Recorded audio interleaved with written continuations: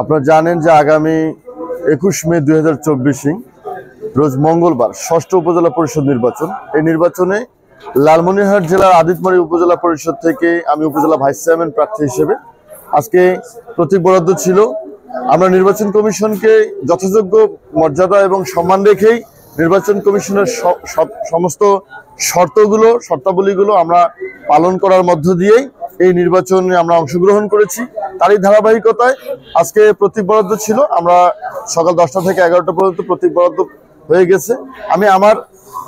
আমি মাইদুল ইসলাম সরকার, আমার প্রতীক উড়োজাহাজ মার্কা নিয়ে আমি সামনে উপজেলা ভাইস চেয়ারম্যান পদে প্রতিদ্বন্দ্বিতা করব।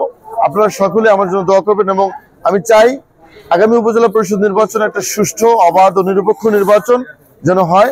আমরা নির্বাচন কমিশনের কাছে সেটাই আশা করতেছি এবং লালমনিরহাট জেলা আইন শৃঙ্খলা বাহিনীর কাছে এবং জেলা রিটার্নিং কর্মকর্তা, সহকারী রিটার্নিং কর্মকর্তা সহ যারা এই ষষ্ঠ উপজেলা পরিষদ নির্বাচনের সাথে অংশগ্রহণ করবেন এবং সংশ্লিষ্ট যারা কর্মকর্তা কর্মচারী আছেন তাদেরকে অনুরোধ করব যেন নির্বাচনটা অবাধ এবং সুষ্ঠু একটা নির্বাচন হয় এবং একটা সুন্দর উৎসব মুখর একটা নির্বাচন হয়, এটি আশা করছি। পাশাপাশি আমি নির্বাচিত হলে আদিতমারী উপজেলার তরুণ প্রজন্মের প্রতিনিধি হিসেবে আমি সকলের পাশে থাকবো এই প্রত্যাশা রাখছি।